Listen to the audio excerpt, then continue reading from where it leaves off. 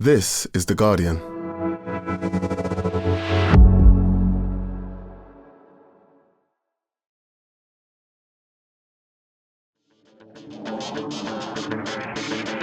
Hello and welcome to The Guardian Football Weekly. Wins for the English side in the Champions League. Villa late on in Leipzig. Ross Barkley slipping over as deflected winner. The ideal. It doesn't matter how they go in. There'd been some good goals before then. Who doesn't love a cushioned volley? Liverpool are cruising, even if their victory in Girona was a little sketchy. Alisson back to make a number of decent, if not spectacular saves. Game of the night, unsurprisingly, in Bergamo. Atalanta pushed Real Madrid close. Retegui over the bar in injury time, denying them a point. Mbappe did something good, as did Jude Bellingham. Elsewhere, a late win for Leverkusen, and the Brest dream continues. After all the Champions League stuff, we'll remind you of West Ham 2, Wolves 1 from Monday night. We'll discuss the rubber stamping of the Saudi 2034 World Cup bid and David Coote's sacking. And then some excitement. David Squires joins us to try and flog his new book and tell us which cartoons didn't get past the lawyers. All that plus your questions, and that's today's Guardian Football Weekly.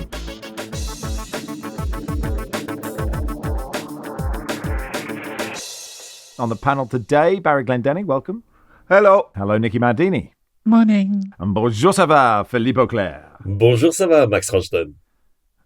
Ça va. Bien, merci. Let's start in Leipzig. RB Leipzig 2, Aston Villa 3. This was fun, Baz, wasn't it? Yeah, it was great fun. Good win for Villa, who are third in the table now, against a team who have now played 6 and have 0 points, which is not a wholly ringing endorsement for the Red Bull operation. I suppose you could argue Villa were a little bit lucky insofar as their winner from Ross Barkley took a hideous deflection off Lucas Klosterman on its way in. But I thought they were pretty well worth the win. The John McGinn goal to open the scoring was good work from Matty Cash, who started playing on the wing for Villa, which was a sort of interesting approach from Unai Emery and one that pulled off, or one that came off.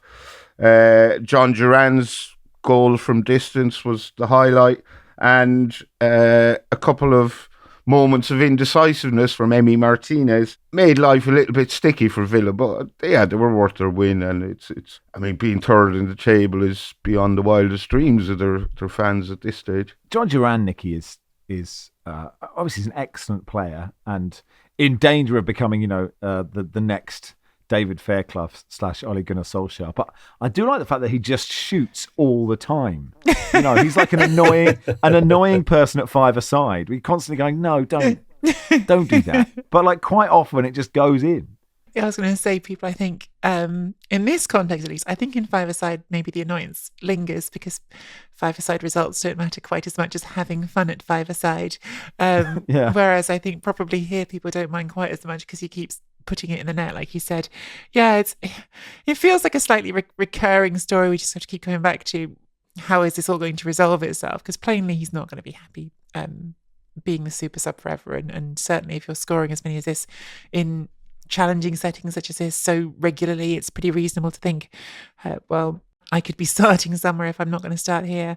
But it's certainly been wildly entertaining to watch all through this Champions League. Every time I feel like I see Villa, it's Duran doing something brilliant in Europe, and yes, needed actually. It was a strange game because Villa were definitely the better side. I from my impression of it, I didn't get to watch the full 90 minutes because it was concurrent with obviously with Real Madrid Atlanta game, but it seemed very much like Villa had the upper hand in most of it, and yet at 2-2, Openda has an absolutely brilliant chance to put them ahead.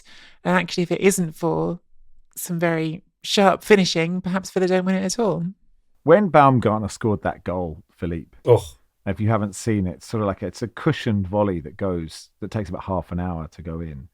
I'm looking forward to the noise that Philippe makes about this finish, and I've just heard it. Yeah, you just heard it. It was a thing of absolute beauty. I mean, the goal itself is a thing of absolute beauty because Luis Openda, when he receives the ball, it's one of the situations where the striker, you think, oh, the moment has gone. It's just there was this fraction of a second too late. He has to go back, but then he sees Baumgartner's run, and I think the exquisiteness of the cushioned volley in the top corner is matched by the exquisiteness of the run and of Openda's delivery. that's actually this relationship which makes the goal so absolutely gorgeous. I'm really happy you asked me to talk about it, because I was going to say, can I actually talk about that goal, because it was my favorite of the evening, I must say. Yeah. Even more than the John definitely. Duran one, which honestly I think he shoots when the goalkeeper is not expecting the shot to be taken. So therefore, it's the keeper is at fault and not at fault. The fault is provoked by Duran's imagination and willingness to shoot at every opportunity. But that Baumgartner goal, I mean, that was absolutely glorious. And but it was honestly shite defending makes for great games, doesn't it? Because you have to say that John McGinn, I mean, he's got the freedom of the pitch. I don't think he's at the penalty spot, isn't he, more or less, when he shoots? I don't think he's got a player within 5 or 6 yards of him, which is extraordinary. And also the double act between Diego Carlos and Emi Martinez, which is basically a bit like at the entrance of a hotel in the revolving door. Please, after you. No, please, after you. And then you've got the third guy arriving, with the suitcases and going just past, which is Openda in this case. It was great. But the great goals, great defensive mistakes, and very, very entertaining game altogether. I remember getting stuck in a revolving door at Sky Sports with the then, in one of the other booths, sort of like triangles or whatever it is. Segment. One of the other segments, the other piece of cheese, Trivial Pursuit's piece of cheese, was the head of Sky Sports. And my contract was running down, and I was like, we were sort of desperately trying to get time with him, and I couldn't get any time with him. And I was like, this isn't going badly. And then we were just stood there for quite a long time, just staring at each other in this door, couldn't speak to each other or hear each other. It's a thoroughly awkward moment. If you were staring at each other, was it because it was stuck because you were pushing the wrong way, Max? Were you facing into the door? I think I had got my squash racket sort of caught in it somehow. So he was, he thought I was basically useless at everything. But anyway, hi Barney, if you're listening. Now, Barry, you did say right at the top, that it would not in their wildest dreams. And actually, something that is really impressive about this is not necessarily. Well, it is the fact that quite a lot of teams, and we saw it with Newcastle last season, in their first run in the Champions League after, being out of top draw European competition for so long, they just struggle for some reason. It might not be just there's something about it, not necessarily the quality of the opposition, but there's something that makes them struggle. And for Villa to be doing this is so impressive. And I guess Emery has the experience, which helps them massively. I think that is entirely it. They've gone into it with no fear and being led by this wily old pro who has lots of experience at winning European trophies. Newcastle they had a couple of good results last season, but and a tough draw. But Eddie Howe didn't. It was his first foray into the competition as well as that for his team, so that is going to make a huge difference. And Villa's form has dipped domestically of late, but they came into this on the back of 2 confidence-boosting wins, and it showed. So everything for them now is a bonus, and there's no reason. Presuming they finish in the top 8, it's not a foregone conclusion, but they've got Monaco away, Celtic at home. I think 2 points probably be enough to see them into the knockout or into the last 16, and anything after that is a bonus, and you'd back them to go further. Why not? Meanwhile, Liverpool are 5 points clear at the top. They won 1-0 in Girona. Mo Salah with a penalty, his 50th Champions League goal. Not a memorable game, Philippe. And actually, Girona had chance. It was like Liverpool were more open than they have been. And Alisson, a lot was made of how well he played. I think he should save all of those. He made lots of saves. I think he should make them all. He should make them, and he saves them. And to be honest, if I'm probably a little bit harsh on him, but I think he should save some of them better, because when he parries them, on a couple of occasions he parries them in a part of the pitch which is actually quite dangerous. But I was surprised to see how Girona actually created problems for Liverpool, and far more than I would have expected from a team that's basically done nothing in this season's Champions League, has lost most of its best players, But no, they were not. They were not exceptional. Mo Salah did what Mo Salah can do. What did you think about the pen, by the way? Do you think it was as obvious as? I wasn't quite sure why it was given. I've watched it about 5 or 6 times. I'm still not sure why it was given. I think basically Diaz basically stops in his tracks, and the guy who is with him. I think the fact that his boot came off was a major contributory factor to that decision being given. It's a part of Law 12 I didn't know about. The loss of the boot. That's just a personal thing. Was there intent in the loss of the boot? Was there? Yeah. I mean, did he bend down? Did the opposition player bend down and untie them and like pull it? That presumably is against the rules. I mean, look, we're going to get to obviously the Bayern penalty, but that's the one that just absolutely floored me yesterday, where. I can't believe it was given, but maybe I'm wrong. Those chances were good for Girona. Was it Brian Hill sort of cucarellaed himself, didn't he, at the vital moment? And that could have been quite different.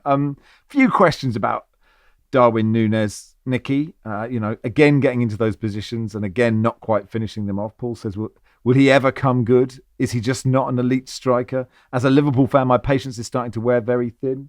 You're not a Liverpool fan, so I imagine your patience is quite endless for. My patience is fine either way. Yeah. It's impossible to answer, I guess, but I don't know how long you go before, he's still very useful for them, I think, and in a bit like Adama Traore, like he creates the chances that he then misses in a way that other centre forwards don't necessarily. I don't know.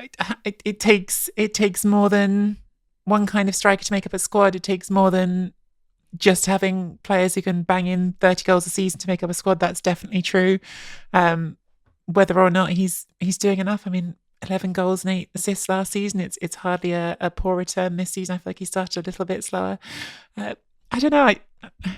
I think there's maybe a bar that's being set there that's a little bit unrealistic on a team that's winning every game of how perfect things need to be. But Núñez doesn't score all his goals, and Alisson should save things better.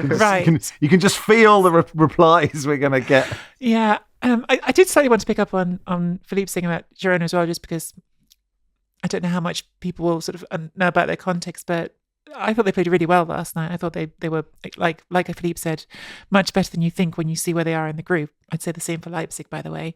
And in Girona's case specifically, Artem Dovbyk, who scored a heap of goals for them, now plays at Roma. Alex Garcia also left, who was playing behind him a lot last season, now by Leverkusen. I think that's oversimplifying massively, but if you look at that performance and think, well, if it just had some sharpness at the top end of it, then it would have been a different kind of game. But it's definitely a nice problem to have if you're Arne Slot. And Arne Slot was pretty, I don't know if scathing's the right word, I just can't think of a better one right now, but he certainly was critical of his team. He wasn't there saying this is great. Even you thought of one straight away. Yes. You got it. Yeah. So he certainly wasn't taking it all in positives, but I don't know if I'm ready to throw out Darwin Núñez. Maybe people who watch Liverpool at every 90 minutes of every game feel differently about him.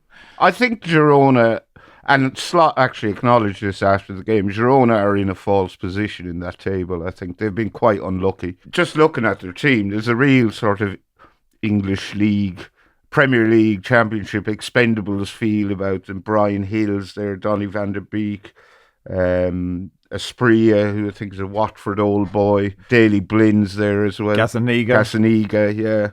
So, I thought they did well last night. I think they were a bit unlucky, to be honest. Not a terrible, but not a great result for Celtic. As far as I could see, it was just lots of fouls, Barry. You had this, you watched this in entirety. Yeah, it wasn't a very good game, to be honest. Dynamo Zagreb 0, Celtic 0. Few half chances for both sides. Celtic looked a little toothless up front. I think you can look at this in two ways, either of two ways. That was an opportunity passed up through a lack of cutting edge on Celtic's part. You could also say it was an opportunity passed up through a lack of cutting edge on Dynamo Zagreb's part. Celtic, a point away from home in the Champions League is always a good point for them, but I think they've played 6, they've only lost 1, that was a hiding, but that is undeniably good for Celtic in the Champions League, but it's difficult to imagine them getting much further if they make the playoffs. They just, I think they're capable of better. But they have, who do they have left? Young Boys at home, Villa away. They're two tough games for Celtic. Young Boys aren't great, but they're better than most opposition Celtic face on a week-to-week basis in the Scottish Premiership. Villa away will obviously be tough, especially if Villa needs something. But yeah, it's a decent result. I don't want to be unnecessarily cruel on Young Boys, but they have currently got a -15 goal difference in the Champions League after 5 games. So it's certainly within the context of the Champions League group, which is certainly a higher bar, as you say, than some games you can play. They're about as soft as it can be. Yeah. I was talking to a Swiss friend, and I was asking him about Young Boys, and he was silent. He said, "I'd rather not talk about them." Right. That's how bad they've been. Then Celtic better go and stuff them. But they haven't won away from home in 7 years in the Champions League, I think. So, yeah, odds on them. If they want their points, they should get them at home to Young Boys, I would suggest, rather than at Villa Park. Anyway, that'll do for part 1. Part 2, we'll begin with Atalanta 2, Real Madrid 3.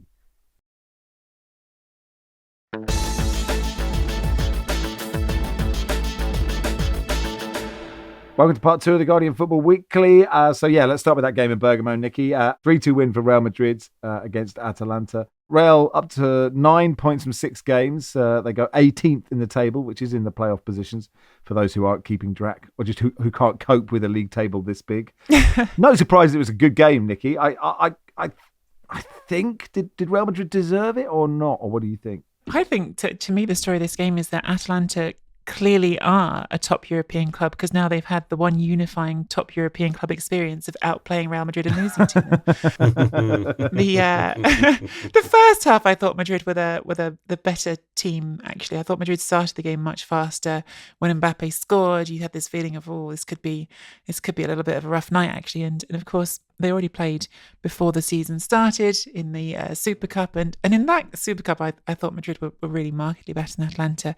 But Atalanta have come on so far since then. And a big part of that is players coming back from the summer. And in particular, Ademola Lookman, who was linked with a move away for a part of the summer and took a bit longer than most to come back in, and has been, I just think, sensational recently. I think he's really playing brilliantly.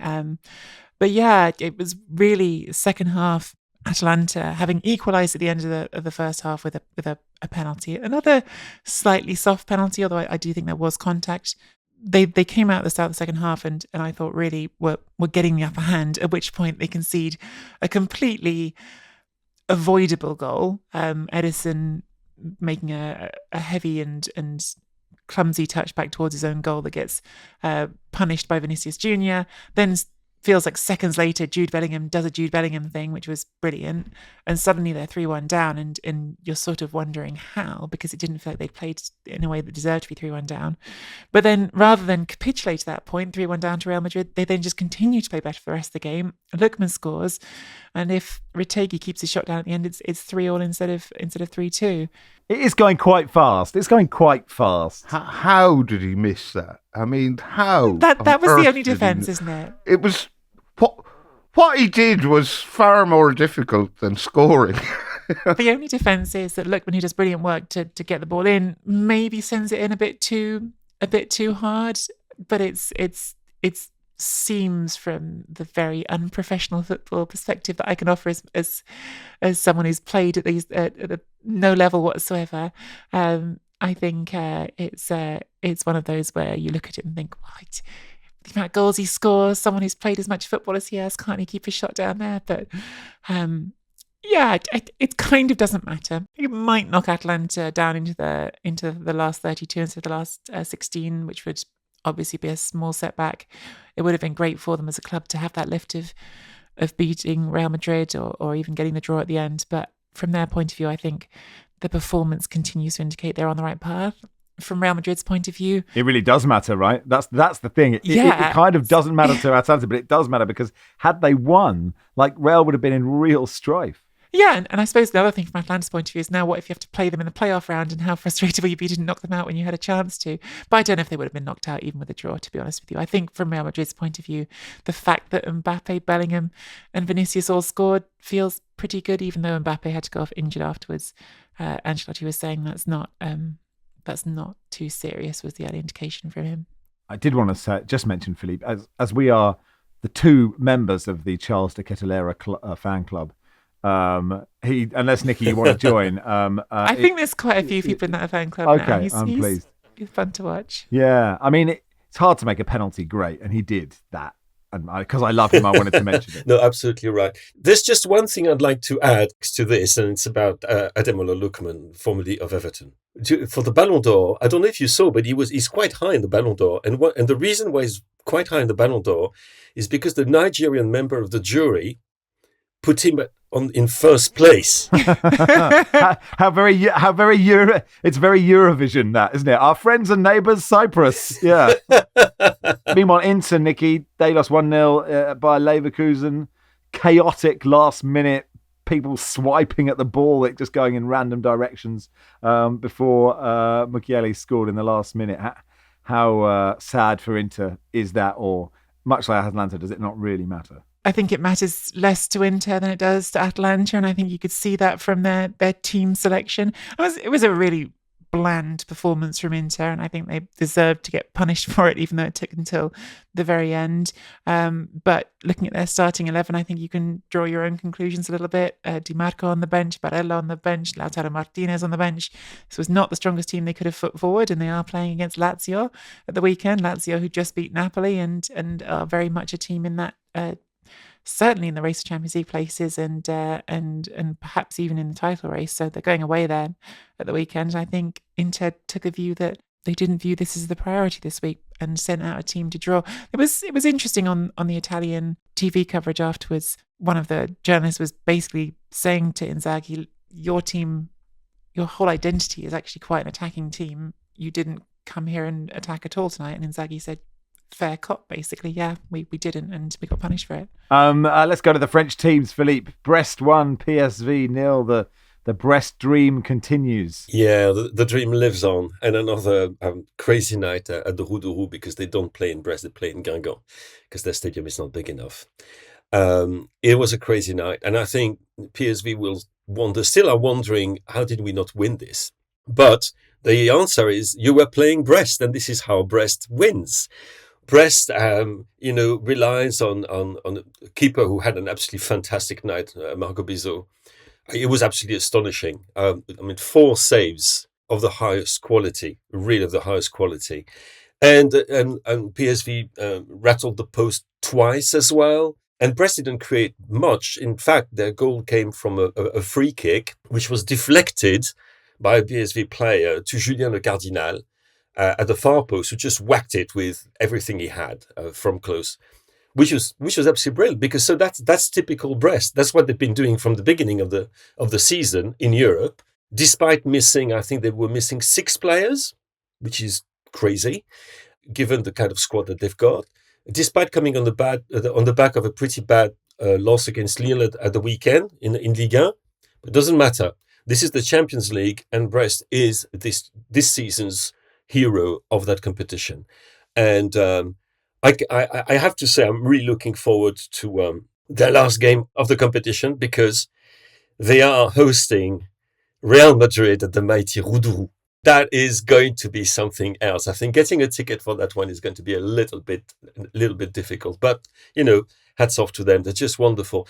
There's one part of me who keeps thinking 13 points is not going to be enough. They need another result. They just need another result to make it through the round of 16 directly, which would be amazing. So next game against Shakhtar, and then Real Madrid in Brittany. This is going to be very, very special. Philippe, this is a fairy tale for Brest. I just want to know, so they get whatever they get for just being in the Champions League money-wise. They're getting 2.1 million euros for each game they win, 700 grand for a draw. And if they make the last 16, they'll get 11 million quid or 11 million euros. How for them, what kind of difference will that money make? It's going to double their turnover. They've got a very, very small budget. I think 31 million. It's ludicrously small. So they're going to double that. The impact is going to be absolutely huge. Fortunately, they're not in a difficulty. You'd think, they're probably going to lose a couple of players, as every single team that does win the Champions League does.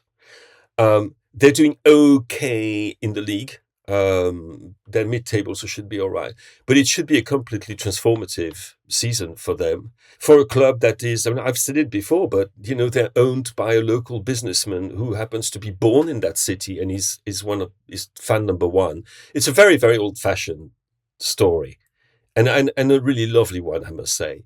It's going to be transformative for them. It already is transformative for them. They've basically made sure that they will have a proper recruitment budget for next season already. So that's just fantastic. From one fairy tale to another, PSG winning 3-0 in Salzburg. Although this PSG, as we've sort of established, Philippe, are not as bad as the previous PSGs. There's young players. The third goal was beautiful, wasn't it? But I don't know how much am I meant to like or not like this PSG? On a scale of Julian Loren down to Philippe Auclair, Max should be somewhere around the middle. But to be honest, what was it in front of them last night was not exactly great, was it, Max? I mean, Salzburg were another great night for Red Bull. That's excellent. I think they've got to one win in 12 games for the Red Bull clubs in Champions League. That's great. Salzburg were non-existent, to be absolutely honest. But PSG are not out of the woods. They're 24th at the moment. There's still a few games to be played today, obviously.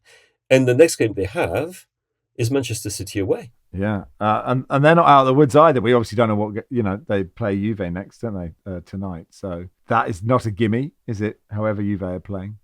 But yeah, could be fascinating, that game. Yeah, it is. I mean, it's going to be. And they were not great. There was one outstanding performer. I think it was Achraf Hakimi again. He's having a terrific season, and the work he does on the third and goal by Doué, who does this later on and just whacks it into the goal, is absolutely magnificent. Nuno Mendes' goal is not bad either, but it was, yes, they did what was expected, what we should be expecting of PSG on a regular basis, and which they haven't done previously in this competition. But against a team that didn't show much. I mean, I remember one cross shot for Salzburg, and I think that's about the only time Donnarumma had any work to do. So too easy, I would say, a win, Max, to have to form an opinion of this particular PSG. Achraf Hakimi is having such a great season that I included him 3 times in my top 40 players of the year when I was submitting them to Marcus Christensen for the end of year list that never attracts any controversy below the line. But the really good thing was I'd put someone in twice. I can't remember who I'd put in twice. But you mentioned that you'd put Achraf Hakimi in 3 times, and I hadn't put him in at all. So I got to delete one of mine, I think Nico Williams or someone, and put in an Achraf Hakimi. Let's just do a little one on Shakhtar Bayern Munich. Shakhtar took the lead. Kevin with the goal, which is nice to see on a graphic. But Barry, the Elise goal is the moment, isn't it? It's sort of part Hoddle sitting down the keeper v Oxford, part John Barnes at the Maracana, part Messi, just generic individual goal. It's so good. Yeah, it was Bayern Munich's 5th goal of 5, and I can't decide whether it was a really difficult thing to do that Elise made look incredibly easy, or whether it was just incredibly easy because all the Shakhtar defenders kind of waved him through rather than go in and challenge him. So he picks up the ball, glides between 2 defenders to the edge of the area, and then seems to sort of shimmy past another 3 defenders. But I don't think any of them actually moved or they didn't make it quite easy for him. Maybe I'm being unkind. And then he shaped the shoot, sat the keeper on his backside, and then just rolled the ball past him. It was beautiful. Like on first look, it was a thing of absolute beauty. And then when you got down to the nuts and bolts of it, I think it wasn't as difficult as it appeared on first sight. I mean, I guess he would say the way that he moves his body, you know, and the way that, say, Bellingham sat Martin de Roon down a bit, or like created the space. Yeah. That is the skill, isn't it? In just the way that you move your body. And so, you know, rather than them just sort of laying It's a long down time since I moved my body like that, man. I don't need to inquire any further. And then Club Brugge beat Sporting 2-1.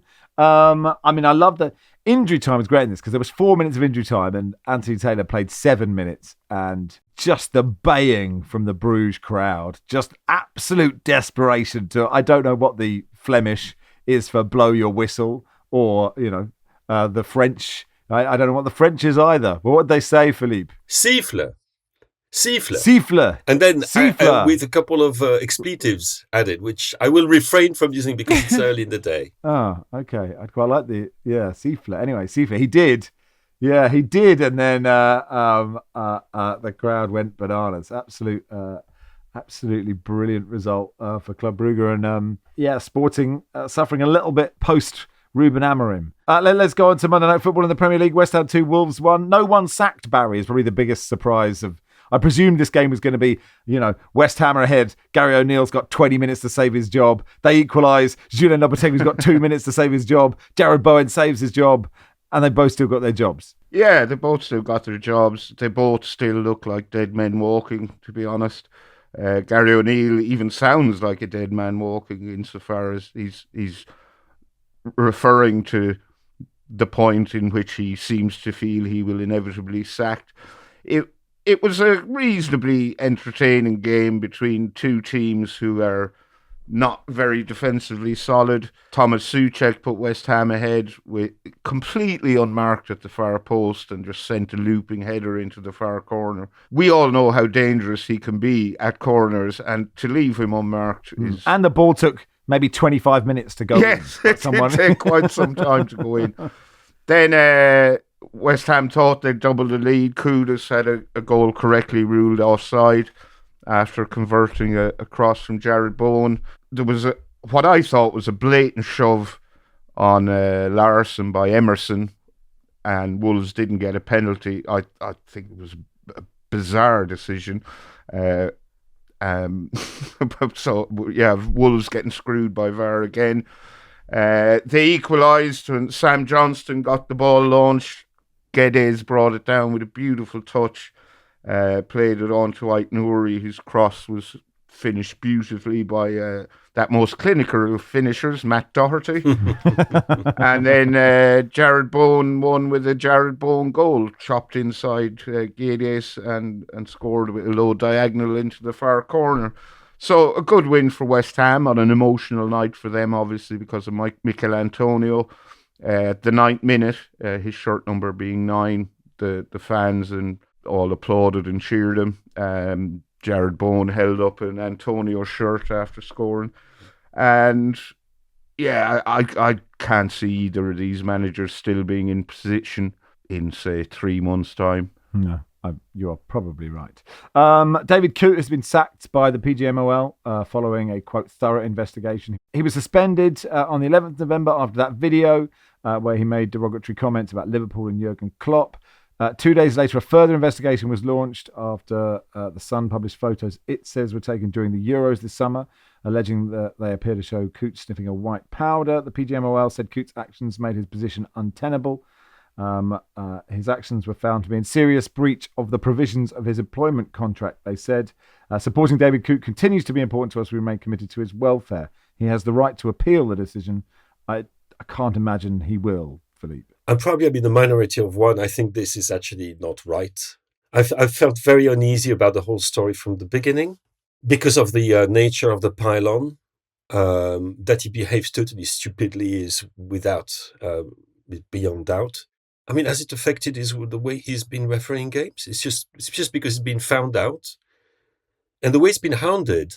It's just I can't help thinking that what this man is going to be, the punishment he's going to get, bears absolutely no relation to the gravity of what he's done. Imagine what kind of hell he lives in at the moment. That's why, and Pigeon, sort of, okay, all right, fine. Said, yeah, maybe you have to do it, but it just leaves a really bitter taste. But can you not? You can say there shouldn't be a pylon, and his life is obviously, his career is in tatters, and we hope he has all the support around him. But at the same time, say you just can't be doing that, and and go out, or do you say you suspend him for 2 years or a year? I mean, I don't necessarily disagree with you, but I just wonder when he next goes out to referee, this will hound him forever, and so him being on a pitch might be just as hard as him not being on a pitch. Yeah, no, absolutely, and unfortunately, or fortunately, but the referees do not have international careers, which is one thing which has always surprised me. I can't understand why. I mean, it's very rare that you see a foreign referee in another league, and so Yeah, it's starting to happen more. Yeah. It's starting to happen more. There's a couple of Americans. There's Jared Gillett as well in the Premier League, and so yeah, he could. I think, and actually, I think Bobby Madley went and refereed in Scandinavia, if I'm not mistaken, before coming back here. Yeah, but that's maybe that's what one thing you can do. Go to somewhere. I mean, I don't know, the K League or the J League, where people will not necessarily be aware of what's happened and won't care. It's just the chasm between the gravity of what is of the offense and the punishment in an age where people get away with absolutely anything. It seems in other walks of life and in football too. Yeah, I mean, there's a good point. I mean, his life is over as a referee. That's a bit much. Anyway, I feel very. You can hear. I feel very strongly about that. And this is not to say he should have said what he said, or he shouldn't have done what. No, of course not. It's not that. It's just that it's a modern immorality tale. Let's put it that way. And nobody comes out of it particularly well. Well, I don't necessarily disagree with you, Philippe, but just by not only referring to Jurgen Klopp as the C word, but the German C word, I think that alone makes his position untenable, because fans have been banned from stadiums for similar, and when you introduce a sort of xenophobic, I'm really nitpicking. No, I don't think you are. I don't think you are. I don't think when you are. you introduce that element of xenophobia, then you are making your position kind of untenable.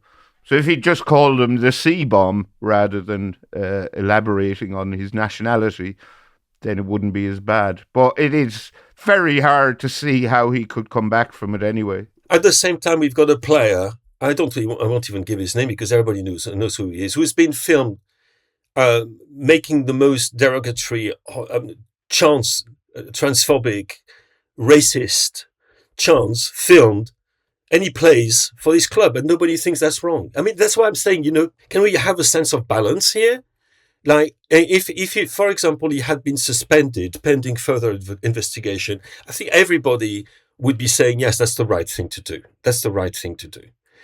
In this particular case, it feels like he's been kicked out and the door has been slammed after him. That's what I have a big problem with. That's all. But I agree, Barry. His situation was not tenable any longer. Richards, can Philippe give an answer to the question, how honest is the FIFA World Cup awarding process without being edited out? Saudi Arabia is going to be named as the host of the 2034 World Cup over what is essentially a glorified Zoom meeting shortly after this pod goes out. You're on mute, Gianni. You're on mute. And Mohammed bin Salman saying, I'll just come back out and come back in again and see if that fixes my headphones audio levels. Anyway, we're not going to talk about it now. We're doing a special on it on Tuesday next week, and that is going to come out on Wednesday. So, we'll ask for your questions before that. That'll do for part 2. David Squires joins us for part 3.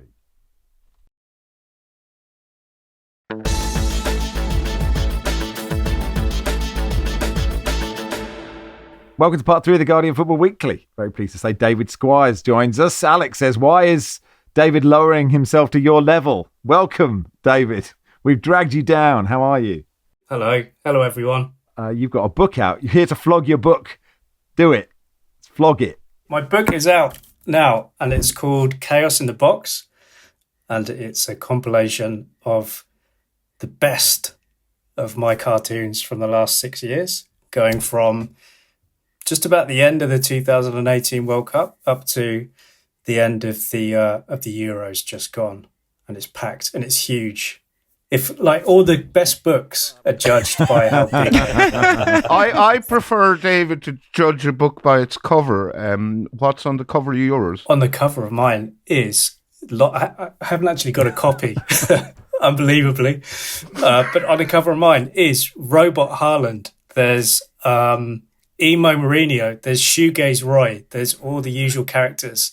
There's the back of my head and body at a drawing board, which Guardian Australia sports editor Mike Heitner says was generous to me. He said it made myself look slimmer, which is incredibly harsh. These are the horrible conditions I have to work under. Yeah, it's so good, David. And like, you are insanely good at this. And I mean, I know you probably don't deal with compliments well, but I'd just like to put it out there on the record. Like in the Football Weekly WhatsApp group, quite a lot of the time it is just Squires' cartoon is great. And here's a screen grab of, I don't know, the CBS crew, like just in hysterics from their incredible bants or whatever. I don't quite understand how you keep delivering.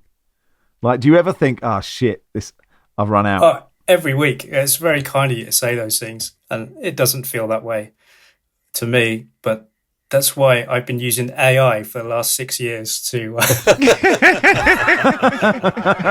ahead of the curve. Do you have a favourite?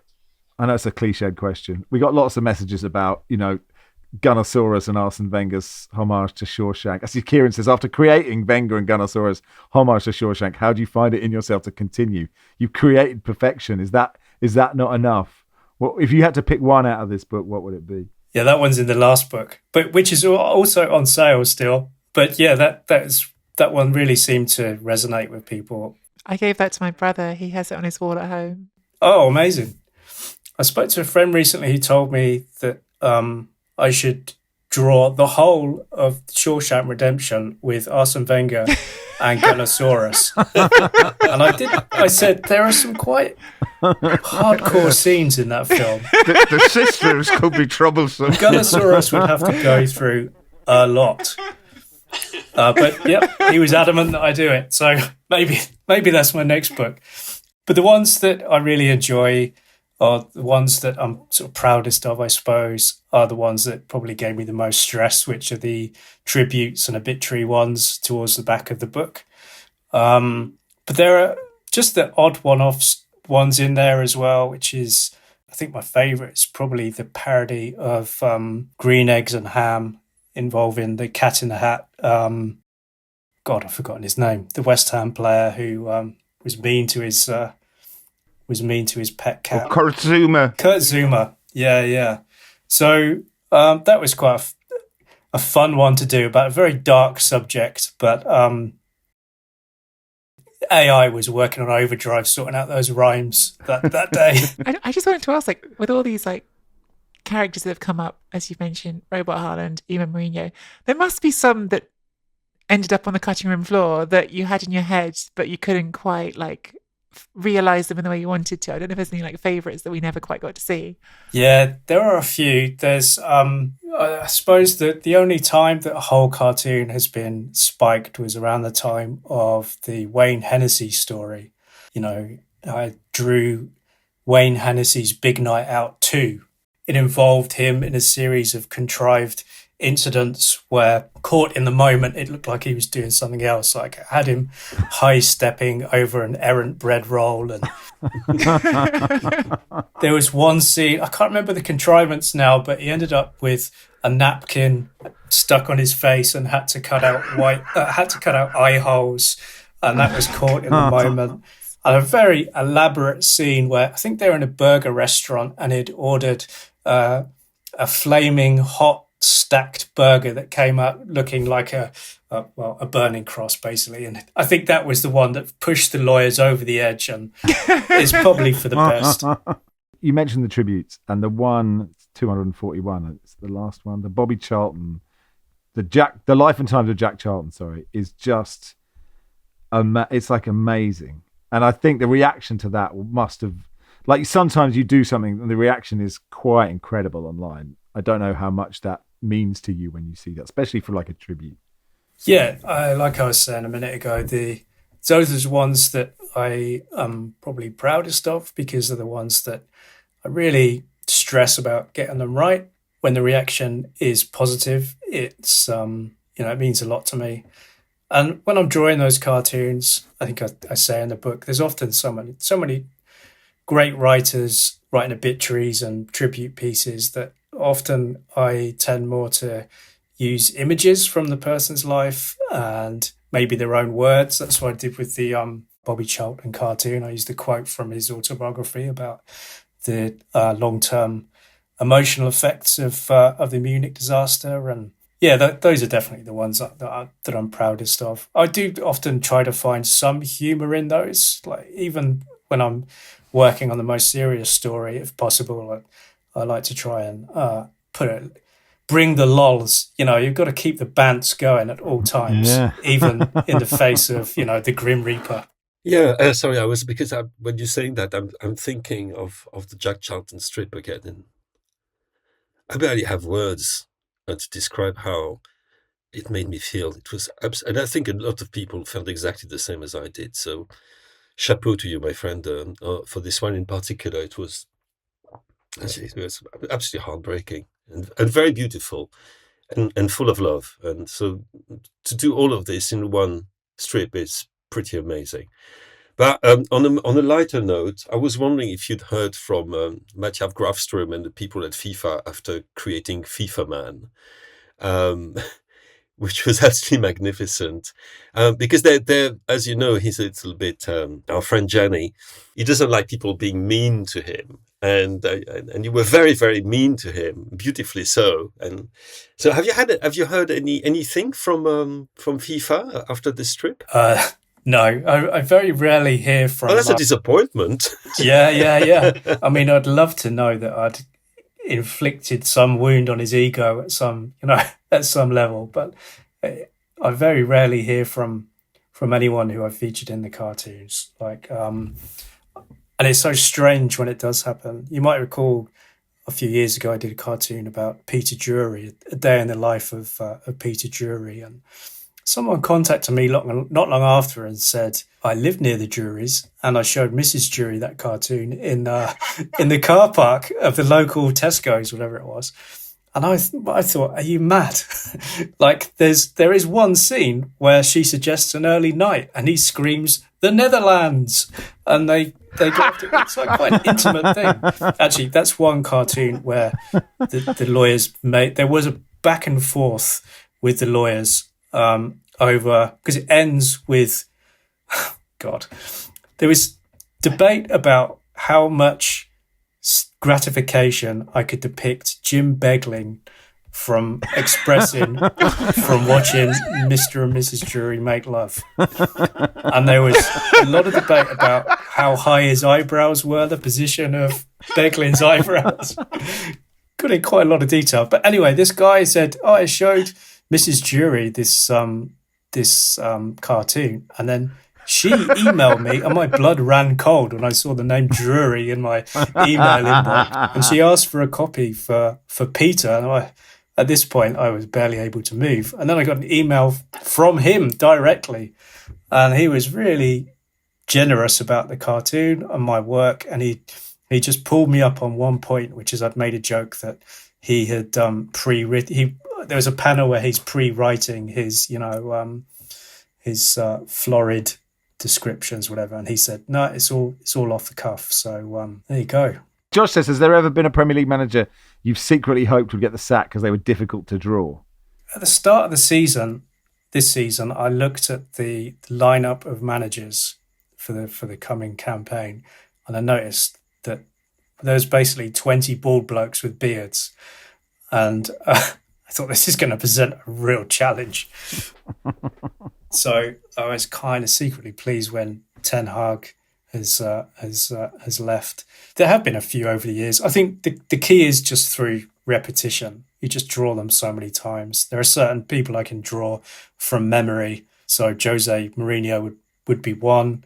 Roy Hodgson would be another. When Roy came back, I was reading that strip today when who did they sack? Oh, Vieira. It was someone else was sacked in the same cartoon. There were 2 sackings, and then there's just a picture of Roy looking like a T-bird coming back. You're saying, "Oi, Raimundo, come back."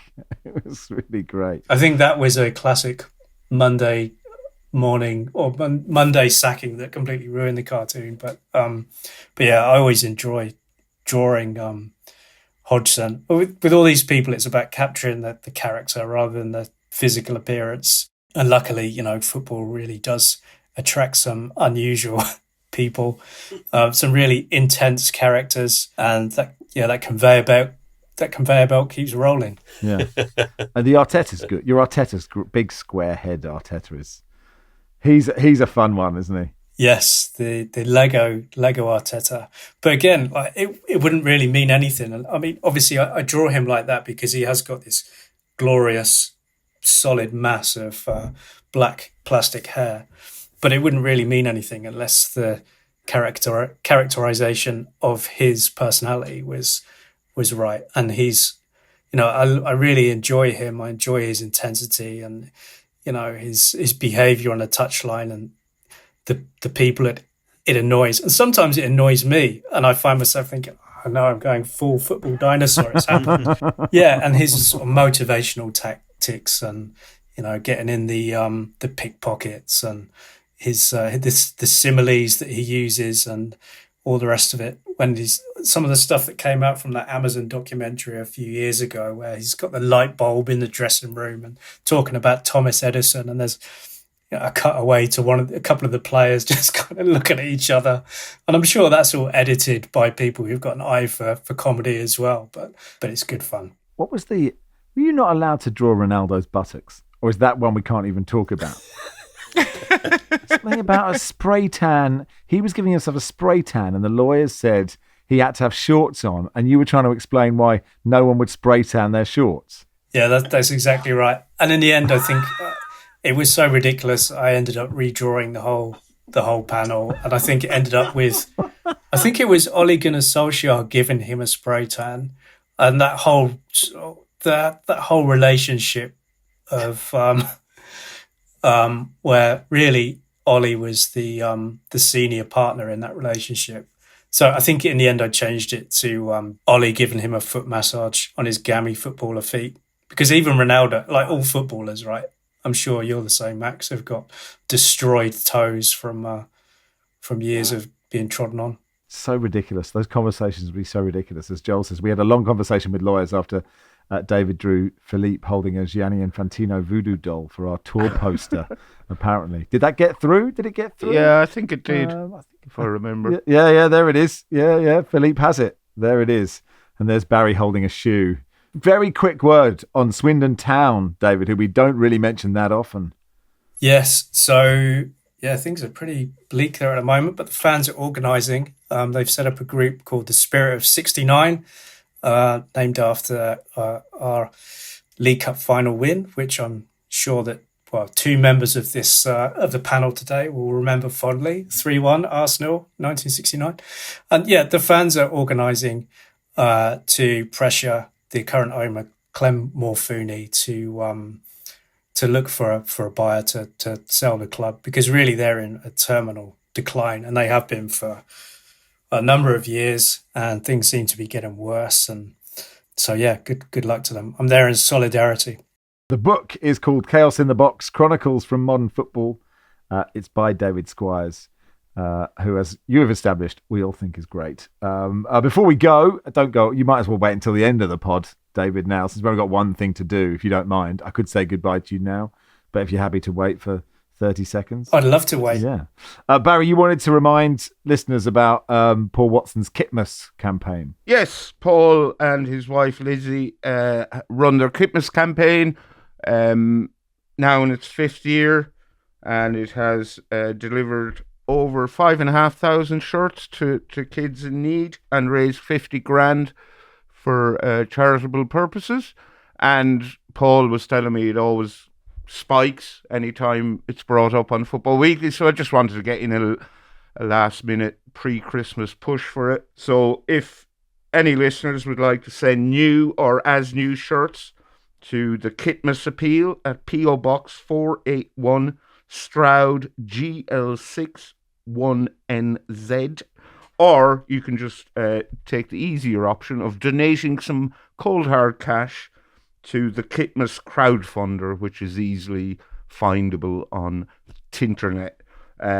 40 quid will pay for 2 shirts for children in need, and if any big businessmen are listening, 2 grand will get 100 shirts, and people will be forever in your debt. So just if you have a spare few quid knocking around, that would be a nice thing to do. I'm sure all the businessmen that we're nice about, all the wealthy people, Gianni, Jim Ratcliffe, et cetera, all the ones that David's drawn in a friendly way. If you could donate, that would be great. Well said, Barry, and we'll do that. Hey, David, thanks so much for coming on. Good luck with the book. Thank you. Thanks for having me. No, it's a pleasure. And when we do an Australia tour, you're in for all live shows. Not just because you live in Australia, but that is a good reason for it. Convenience has given me most of my career so far. A willingness to be in the right place at the right time. Yeah, you and Tony Cottee and all other tiny strikers. You've had occasion to draw me a few times, David, and you always draw me with my mouth wedged full of cigarettes. Just to let you know, I've been off them for 7 months now, so you. No, well done. No, I saw that, and I was both pleased for you, and devastated for myself. I don't want to give you ideas, David, but you could draw the biggest Nicorette patch that's ever been drawn. There's still the vape. I did still see when the call started. There's just a cloud around Barry. So we've still got that. That cloud could be from the vape, or it could be from. No, I don't need to go there. It's a Munich reference, Barry, just in case you weren't certain. Thanks, everybody. Thanks, Philippe. Thank you very much, Max. Thank you, Nicky. Thanks, Max. Cheers, Baz. Thank you. Thank you, David. Thank you. Football Weekly is produced by Joel Grove. Our executive producer is Danielle Stevens.